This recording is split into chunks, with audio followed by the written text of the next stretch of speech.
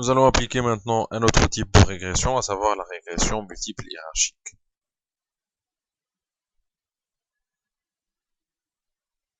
Donc supposons que vous avez réparti vos variables en blocs ou en familles.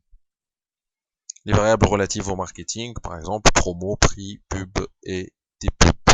Les variables relatives à l'investissement, investissement, inv et br. Et les variables relatives à la distribution, rg et fv.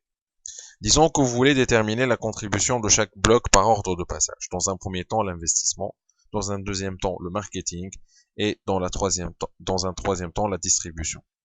Ici, il faut signaler que dans la régression hiérarchique, le chercheur choisit l'ordre de passage des variables. Cet ordre doit justifier et doit être expliqué par une logique ou un raisonnement particulier. Donc ici, par exemple, on peut dire l'ordre de passage dans la régression hiérarchique est expliqué par une logique justifiée par le chercheur. Dans notre cas, nous pouvons l'expliquer par le fait que l'entreprise doit, dans un premier temps, investir dans la production et dans la recherche et développement, puis, dans un deuxième temps, faire du marketing pour faire connaître son produit, et enfin, dans un troisième temps, négocier la distribution pour bien distribuer et vendre le produit.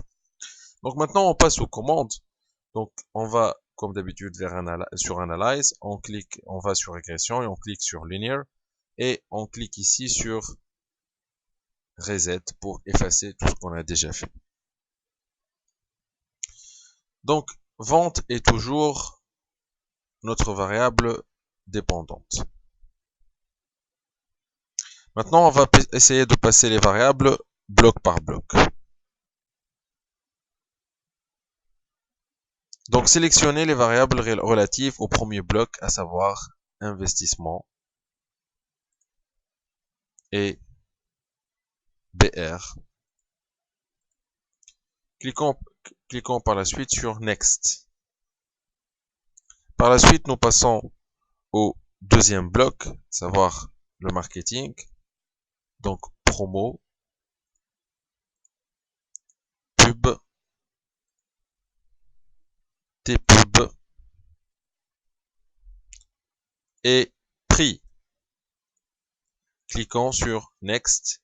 Et enfin, le troisième bloc relatif à la distribution, à savoir RG et FV.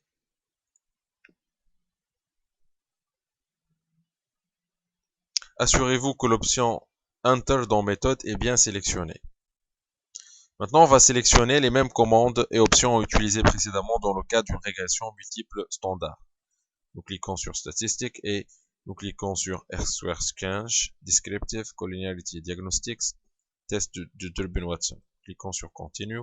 Dans Plot, nous allons faire passer Z-Pred dans les X et Z-Recede dans les Y et nous allons sélectionner les autres options.